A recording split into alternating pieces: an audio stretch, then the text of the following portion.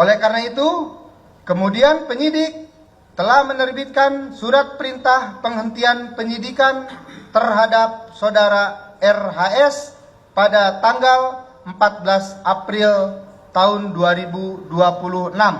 Insinyur Haji Joko Widodo dalam pertemuan tersebut, RHS meminta maaf secara langsung kepada Insinyur Haji Joko Widodo karena telah menuduh ijazah sarjana Insinyur Haji Joko Widodo tersebut palsu dan skripsi berikut lembar pengesahannya. Selanjutnya, Insinyur Haji Joko Widodo menerima permintaan maaf tersebut. Lalu pada hari Rabu, tanggal 1 April 2026, di kantor Direktorat Reserse Kriminal Umum Polda Metro Jaya telah terjadi pertemuan 3 orang pelapor lainnya dengan saudara RHS, didampingi oleh masing-masing penasehat hukum. Dalam pertemuan tersebut, RHS menyampaikan permohonan maaf secara langsung kepada para pelapor karena telah menuduh ijazah sarjana milik Insinyur Haji Joko Widodo tersebut palsu beserta skripsi berikut lembar pengesahannya. Dan selanjutnya, para pelapor menerima permintaan maaf tersebut setelah Insinyur Haji Joko Widodo menerima permintaan maaf dari RHS. Kemudian berdasarkan pasal 361 huruf A Undang-Undang Nomor 20 Tahun 2025 tentang hukum acara pidana, bahwa hukum acara yang digunakan dalam perkara ini menggunakan hukum acara yang lama, sehingga penghentian proses penyidikan terhadap RHS menggunakan Undang-Undang Nomor 1 Tahun 1981 tentang hukum acara pidana dan Perpol Nomor 8 Tahun 2021 tentang keadilan restoratif. Hal tersebut sudah sesuai dengan pasal 5 Perpol Nomor 8 Tahun 2021. Selanjutnya, penghentian penyidikan terhadap saudara RHS tidak menggugurkan proses penyidikan terhadap para tersangka lainnya sampai dengan persidangan di pengadilan. Oleh karena itu, kemudian penyidik telah menerbitkan surat perintah penghentian penyidikan terhadap saudara RHS pada tanggal 14 April tahun 2026. Biar Anda juga nggak bertanya-tanya bahwa SP3 itu sudah final. Saya sampaikan, cuman kami hormati Pak Dir, Direskrimum maksudnya, untuk menyampaikannya secara resmi besok. Baik, hari ini kami ada di Polda Metro Jaya berdiskusi memfinalkan tentang SP3 Rismond Hasiholan Senibar. Jadi rekan-rekan, hari ini adalah finalisasi SP3. Sekali lagi saya katakan finalisasi SP3. Artinya sudah final. Berhubung karena Dir lagi keluar, kami minta Dir dulu yang harus kompes atau memberitakan kepada media lah. Baru kami, seperti waktu kami mau berangkat ke Solo. Jadi budaya itu kami balikkan juga sekarang. Berhubung Dir ada tugas yang sangat penting, jadi Pak Dir hari ini tidak bisa kompes. Tapi di dalam intinya kami boleh katakan sudah selesai semua. Cuman kami tidak mau dulu membacakan apa isi-isinya, yang jelas sudah final lah ceritanya. Tapi untuk memfinalkan secara definitif hukum, besok Dir akan kompes dulu, baru 15 kemudian kami kompes secara total. Pertama, saya ingin mengklarifikasi banyak isu di luar sana bahwa saya menerima miliaran, puluhan miliar, bahkan ada yang mengatakan 50 miliar ya. Saya tepis itu karena semua RJ ini itu berawal dari inisiatif saya, riset saya yang melibatkan 3-4 variabel yang merupakan research ongoing. Jadi ini adalah inisiatif saya. Coba bayangkan, saya meminta maaf, terus saya dikasih maaf, malah saya mau dikasih duit. Itu logikanya di mana? Justru saya yang seharusnya memberikan ganti rugi kepada Pak Jokowi. Tetapi Pak Jokowi ternyata dengan Mas Wapres tidak mau menuntut saya dengan materi tersebut. Itu ya yang perlu saya luruskan. Biar Anda juga nggak bertanya-tanya bahwa SP3 itu sudah final. Saya sampaikan, cuman kami hormati Pak Dir, di Reskrimum maksudnya, untuk menyampaikannya secara resmi besok. Ini menunjukkan apa, Mas Roy? Anda sekarang sudah ke pojok atau kepepet? Sama sekali tidak. Justru kami siap dengan semua jawaban. Jadi artinya gini, dan ini saya senyum aja sebenarnya hari ini ketawa. Tadi berita tadi yang diputar itu kan masih statement kemarin. Hari ini kan harusnya jam 1 tadi. 1 loh ini harusnya. Karena kami pun tadi terpaksa press conference-nya kami majukan supaya tidak nabrak rencana mereka kan jam 1 mengumumkan. Ya. Buktinya apa? Belum ada kan? Gitu. Artinya yang katanya mau diumumkan selil Pak Dir dan kemudian dilakukan menunjukkan surat SP3-nya. Ya. Kalau soal janji mau di SP3 itu apa dia ya, atau kemudian ada juga yang kami katanya saya dulu dan kawan-kawan mau dijadikan P21. Artinya kan itu katanya serempak. Kami di P21 terus naik ke persidangan, dia di SP3. Ya. Kami sendiri katanya sudah dari tahun lalu, nyatanya juga nggak terbukti juga. Jadi makanya saya senyum aja, Mbak. Karena apa yang dia sampaikan itu, dan tadi di situ kan ada orang juga yang itu kemarin ya, si Andi Aswan ini. Nah, ini Andi Aswan nih yang berusaha betul mengkorek-korek, berusaha betul kemudian memasukkan pikiran-pikirannya kepada si Omon ini kan. Anda sebut namanya, tapi kenapa matanya ditutup? Keluarnya begini ya, nggak apa-apa lah, kan memang matanya kayaknya. Ya, oke. Ya, lihat lah, Kenapa gitu. Andi Aswan? Ya, dia kan berusaha mengkorek-korek si Omon ini ketika keluar. Dan itu Mas Roy, Mas Roy boleh nggak kita sebut Rismon aja deh? Oke. Ya, Rismon ya? Ya, Rismon. Oke. Ya, jelas sekali kan dia Rismon ya gitu. Ya karena suka ngomong dia. Oke. Jadi karena Rismon ini kan berusaha dipancing dan dia juga sempat mengatakan kalau mau menyelidiki aliran dana ya selidiki penyandang dananya. Jahat banget itu. Yang dia nunjuk Pak JK. Dia sih nggak nunjuk Pak JK, tapi gestur dia itu dan dia seperti tidak mengkonfirmasi ketika waktu itu ada AI. Saya objektif aja, Mbak, karena ini kan AI, ya artificial intelligence. Tapi dia tidak membantah ini. SP3 Rismon itu dijadikan sebagai sebuah gimmick gitu ya, atau sebuah offering ya kepada para tersangka ini agar mereka mau, atau termasuk saya itu mau untuk mengajukan RJ. Tanggapan saya ya, sebetulnya itu berita gembira bagi siapa sih gitu kan ya. Itu kan yang penting ya. Jadi pemberitahuan SP3 penetapan SP3 kepada Rismon itu bikin bahagia siapa, itu yang paling penting loh ya. Karena kan sejak awal ya, ini sudah hampir ulang tahun ya, tanggal 30 April 2025 sudah hampir ulang tahun pertama. Orang yang paling khawatir tentu saja dengan perkara ini bukan kami, bukan saya ya. Ini dalam hal ini adalah saya ya, Dr. Tifa. Kan bukan saya yang khawatir. Apabila kemudian semua materi ataupun kebenaran yang sudah kami ungkapkan dalam 1 tahun ini kemudian diketahui oleh khalayak, pasti ada pihak yang paling khawatir. Siapa sih pihak yang paling khawatir? Ya tentu saja Pak Joko Widodo gitu ya. Jadi tanggapan saya adalah bahwa sepertinya Pak Joko Widodo ini membuat sebuah strategi di mana dia mengharapkan, atau dengan segala macam termasuk yang sampai ke saya juga ya, bujukan-bujukan untuk RJ dan sebagainya yang sudah disampaikan oleh para termul beberapa waktu yang lalu secara gencar pada saya dan secara tegas saya tolak ya. Dan itu adalah strategi dari Pak Joko Widodo untuk agar seluruh tersangka itu mengajukan RJ dan kemudian akan diberi SP3. Seperti juga yang masyarakat ketahui ya, bahwa ada 3 pihak yang melakukan jalur itu ya, jalur pengampunan itu kan gitu ya, yaitu Egy Sujana, kemudian Damai Hari Lubis ya mengajukan pengampunan dan kemudian disusul dengan Rismon gitu kan, seperti itu. Nah, mestinya dalam beberapa kurun waktu kemarin itu Pak Joko Widodo ingin semuanya gitu ya.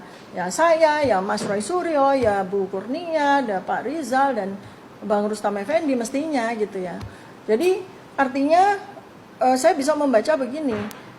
SP3 Rismon itu dijadikan sebagai sebuah gimmick gitu ya, atau sebuah offering ya kepada para tersangka ini agar mereka mau, atau termasuk saya itu mau untuk mengajukan RJ, sowan ke Solo ya, kemudian mengajukan SP3 dan sebagainya gitu ya, seperti itu ya. Nah, jadi sekali lagi kalau saya lihat ya, inilah hukum di Indonesia itu diterapkan secara serampangan ya, atau acak adut gitu ya. Artinya apa? Kita lihat saja dalam surat SP3 yang sempat dipublikasikan oleh Damai Hari Lubis waktu itu di salah satu acara TV. Itu jelas banget yang saya lihat formatnya adalah 2 halaman. Cuman dari situ saja saya orang yang awam hukum ya, Mas Refli dan juga semua pemirsa, melihat surat yang kemudian diterbitkan kemarin SP3 untuk respon. Ya, itu berhalaman-halaman, sekitar 3 atau 4 halaman. Dan tidak berani ditunjukkan kepada masyarakat. Karena apa? Sempat di acara live di salah satu TV kemarin ya, itu orang yang sangat termulai akut ya, gitu namanya Andi Aswan ya.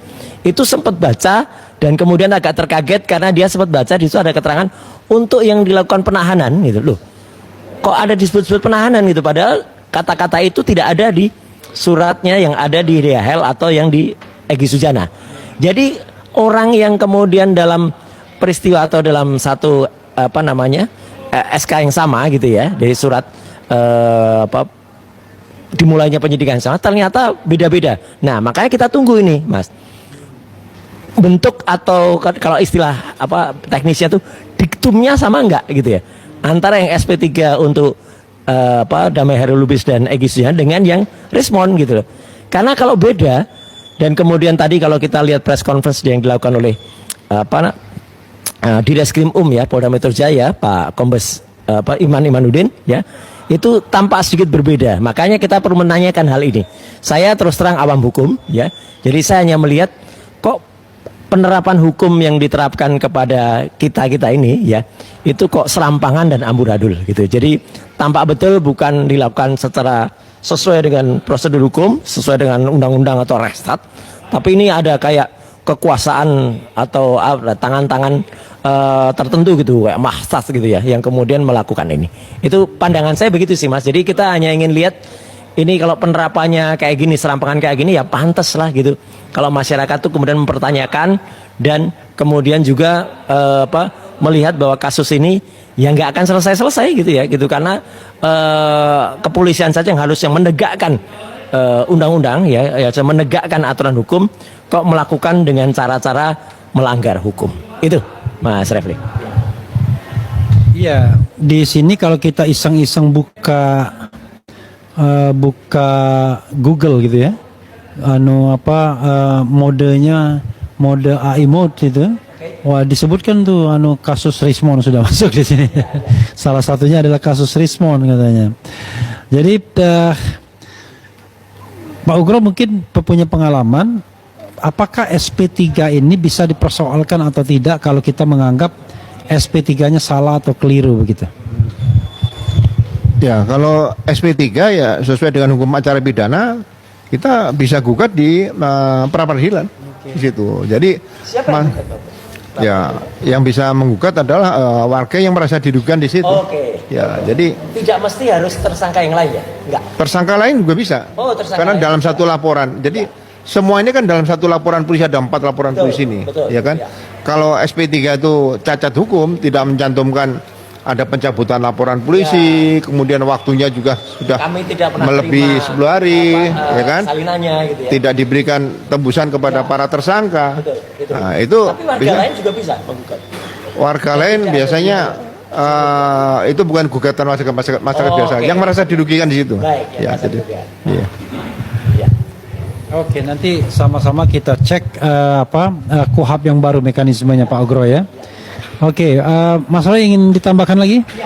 Karena gini, kan ada dilema ketika mempermasalahkan SP3 melalui RJ yang diperoleh oleh 3 orang, terutama Rismon. Karena ada tudingan, wah ini Mas Roy iri kan gitu ya. Mas Roy sakit hati dan lain sebagainya, sehingga mempermasalahkan dan lain sebagainya. Silakan Mas Roy mempertanggungjawabkan statement itu. Sekali lagi gak ada iri-irian ya gitu. Kalau ada iri ada anan ya. Iri anan kulihat saja itu namanya iri ya, nggak ada ya gitu. Kita itu sama-sama pokoknya sesuai dengan aturannya aja ya. Kalau aturannya harus diterapkan ya terapkan. Jangan kemudian dibikin yang berbeda-beda gitu ya. Jadi itu namanya penerapan yang tidak pas atau tidak sesuai dengan aturan. Saya hanya mengatakan saja bahwa sekarang yang bersangkutan, kemudian si Omon itu kemudian merasa paling benar itu ya. Merasa kemudian bisa nembak mana-mana. Ingat Mon gitu. Kamu ini juga sedang dipermasalahkan, dilaporkan juga tentang ijazah palsumu ya di Yamaguchi, dan itu tidak berhenti loh ya. Saya barusan juga mendapatkan data-data ya dari pelapormu ya gitu yang melaporkan ke Yamaguchi. Jadi artinya tunggu saja, jangan kemudian berharap itu akan kemudian bisa tidur nyenyak ya gitu. Nggak akan bisa tidur nyenyak ya. Tidur nyenyak itu pakai bantal yang pernah saya berikan di Rakyat Bersuara itu. Bantalnya kucing namanya ya gitu. Jadi supaya bisa tidur nyenyak. Tapi kalau tidak ya nggak akan bisa Mas Refli. Jadi artinya gini ya. Saya sekali lagi mengatakan bahwa kalau Indonesia itu mau bagus penerapan hukumnya, semua terapkan secara fair. Jangan kemudian menerapkannya secara sepihak. Kata-kata dari Pak Ugro tadi betul sekali. Yang kalau dicabut dengan Mas SP3 itu surat perintah penghentian penyidikan. Ya, jadi yang dicabut itu penyidikannya. Ya, kalau penyidikannya dicabut itu di situ dalam satu SPK itu ada 8 nama orang, gitu loh. Nggak bisa dicuplikin aja. Kalau dicupluk namanya suratnya bolong nanti. Ya, itu kan namanya kan nama itu kemudian dikater gitu ya. Nah, dikeluarkan. Itu namanya suratnya bolong. Nggak bisa lagi kalau cabut semua, gitu loh. Bukan kami meminta RJ, nggak ada minta-minta di sini, ya. Tapi memang hukum itu harus diterapkan sesuai dengan aturannya. Kalau harus SP3 itu karena apa? Karena penerapan hukum. Jadi misalnya itu dihentikan karena memang ada landasan hukumnya. Bukan harus kami meminta-minta, nggak ada, gitu ya. Jadi peristiwa itu memang banyak aturan dan harus cerdas. Saya hanya ikut komentar gini, Mas Refli. Ada banyak pertanyaan. Mas, fokus saja pada kasus ini gitu katanya Pak Ugro. Jadi jangan kemudian belok-belok kemana-mana. Orang itu berikan atau dianugerahi otak nih ya. Otak yang belum ditranslasi dan belum dirotasi ya gitu. Otak kalau sudah ditranslasi dirotasi ya main cos omongannya. Yang dulu misalnya apa? Dulu yakin betul omong Times New Roman gitu. Ternyata dengan mudahnya dikoreksi jadi maaf, ternyata Times Roman. Matanya tuh bisa baca atau enggak? Ya gitu. Mungkin gara-gara pakai kacamata hitam itu ya. Jadi nggak bisa baca gitu. Tulisan sudah jelas pakai kacamata. Malam-malam kok pakai kacamata hitam. Itu apalagi tuh kalau nggak otaknya dirotasi sama dari translasi. Nah, kembali kepada tadi. Jadi artinya apa? Harus diterapkan secara benar. Jangan sampai salah penerapannya. Kalau kemudian baca aturan saja tidak benar, penegak hukumnya saja salah membaca aturan, ya repot gitu ya. Semua juga akan repot dan semua akan menggunakan kekuasaannya dan kekuatan sendiri-sendiri. Jadi kalau ada orang kemudian kayak kami nih ya, Mas Refli mengupayakan melalui jalur MK, Mahkamah Konstitusi, meskipun itu belum berhasil kemarin. Bukan berarti tidak berhasil ya, belum berhasil karena itu akan masuk lagi. Terus kemudian Pak Taufik di sidang CLS ya, kemudian katanya ditolak. Baca itu bukan ditolak, itu hanya belum diterima atau tidak diterima. Karena namanya NO itu artinya niet atau apalah ya, verklat ya, itu bahasa Belandanya, vervelen lah kalau bahasa Belanda itu ya gitu. Itu artinya apa? Itu artinya pengadilannya tidak berani memutuskan atau dia tidak mau masuk ke situ ya. Jadi bukan ditolak terus ada yang mengatakan menang gitu. Mana yang menang? Belum ada yang menang di sini ya. Ya ada yang mengatakan 3-0 kalau saya pinjam istilah dari Pak Presiden, dasmu 3-0 itu ya, nggak ada 3-0 itu ya, belum ada, semua lagi proses. Jadi artinya apa? Itulah manusia itu diberikan oleh Allah Subhanahu Wa Taala, Tuhan, otak itu untuk berpikir tadi itu. Jadi mau pakai MK, mau pakai citizen lawsuit, dan sekarang juga ada tadi siang ya, atau kemarin siang, Jumat kemarin, ketika beberapa purnawirawan TNI yaitu memasukkan gugatan CLS ya, itu kan juga lucu lagi ya, yang dari pihak sono yang harusnya menjadi tergugat intervensi ya, malah masuknya jadi penggugat intervensi. Loh, kok malah jadi penggugat? Mereka juga mau ikut gugat Polda Metro gitu ya. Ini yang aneh banget. Itulah kita dengan berbagai cara karena itu. Jadi tidak hanya terpaku pada satu, itu harus kemudian proper.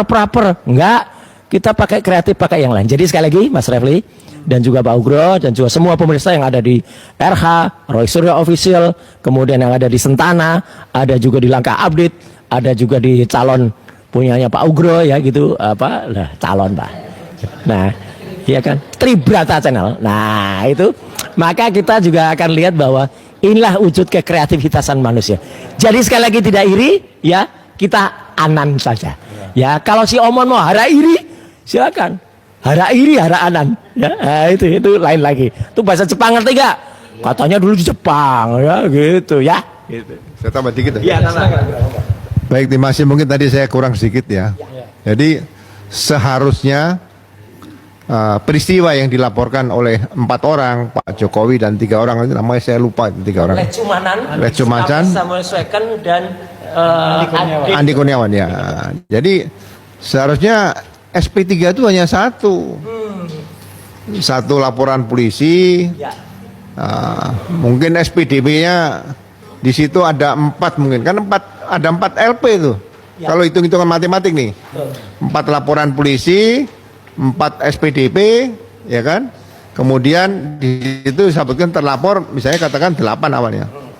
Nah kalau dihentikan ya SP3-nya hanya 1 karena ini dalam satu berkas. Jadi kalau SP3 sekarang itu ada 3, menurut saya di KUHP nggak diatur seperti itu ya. Jadi ini pun bisa nanti oleh rekan-rekan penasihat hukum bisa ditanyakan ke pihak kejaksaan sebagai penuntut umum atau mungkin mau digugat ke peradilan demi kebenaran dan keadilan yang seutuhnya di dalam penegakan hukum pidana ini ya. Jadi sekali lagi SP3 itu seharusnya tidak terbit sekarang 3 ya, mungkin nanti akan jadi 4 dan sebagainya. Itu kesan-kesan seperti itu harus dihilangkan. Jadi saya ulangi lagi, 1 LP, 1 SPDP, 1 SP3. Tapi dalam peristiwa ini 4 LP, 4 SPDP, surat perintah di unit penyidikan, dan 1 SP3. Itu saja. Terima kasih, Mas. Oke, ya sobat sekalian, ini sudah mulainya pun sudah dini hari. Ini live dini hari, karena itu kita akan selesaikan. Mudah-mudahan ya, mudah-mudahan ini bermanfaat bagi kita. Saking buru-burunya ini Rismond jadi dia dewa yang tidak pernah salah, pakar yang paling pakar. Atau Rasulullah saya tantang, 2 aja gak usah dibawa cheerleadernya. Oleh karena itu pembohongan publik yang terus diulang-ulang seolah-olah dia dewa yang tidak pernah salah ya. Sekali lagi saya ungkapkan, dia dewa yang tidak pernah salah, pakar yang paling pakar se-Indonesia ya. Dan itu dipercaya publik. Menurut kalian benar nggak seperti itu? Kita bukan masalah benci atau tidak benci, tetapi tempatkan hasil penelitian itu di ruang penelitian. Siap nggak? Atau Rasulullah saya tantang, 2 aja, nggak usah dibawa cheerleadernya. Ada apa nih Pak Joleh Rismond ini? Ya penyusup. Kenapa masih kaget? Dia penyusup. Sejak awal saya sudah curiga ketika dia maki-maki Kapolri, maki-maki Mendagri, dan didiamkan begitu aja. Udah saya telusuri, hati-hati. Cuma kalau saya bicara sama teman-teman kan dianggap saya mengadu domba, memecah persatuan mereka kan. Nah, sebenarnya saya telusuri, ternyata dia waktu itu jadi saksi ahli waktu kasus Jessica Wongso. Oke. Ya, dia membela Oto Hasibuan sebagai ahli digital forensik. Dan kita tahu anaknya Oto Hasibuan, Yaakob Hasibuan kan jadi pengacaranya Jokowi. Kan ada irisan berarti kan. Nah, itu pelajaran besar buat teman-teman aktivis. Dan ini mereka berhasil satu demi satu diadu domba, dipecah belah. Lebih baik kita nggak terima orang baru. Lebih baik sedikit nggak apa-apa daripada kita banyak teman tapi ternyata penyusup banyak. Jadi ditanam memang? Iya, ditanam. Siapa yang melakukan itu Pak? Siapa lagi? Ya geng Solo lah. Jadi kalau dia menghadap itu pulang kampung dia itu. Jadi Rismond menemui Jokowi di Solo, lapor ke atasannya. Bukan untuk minta maaf? Bukan. Kan itu cuma gimmick-gimmick aja untuk kepentingan publik yang tidak tahu apa-apa. Dan yang kita sayangkan adalah teman-teman ini, terutama yang di dunia intelijen, kenapa selalu kebobolan terus. Ya, makanya saya katakan ini kita punya intelijen nggak sih? Gitu. Apakah hanya pegawai kantor Intel? Kan itu pertanyaan berikutnya. Ini hanya sekedar Rismond loh. Padahal yang saya khawatirkan ada yang levelnya di atas Rismond yang menyusup di teman-teman gerakan ini. Ini hati-hati. Rismond terbaca gampang bacanya Rismond, ya kan? Dari fasilitas sehari-hariannya dia aja, dia orang Balige, mobilnya pakai nomor Jogja, kan itu fasilitas berarti kan dia hidup di apartemen. Dari mana dia hidup? Kan itu sebetulnya gampang dibaca. Gitu.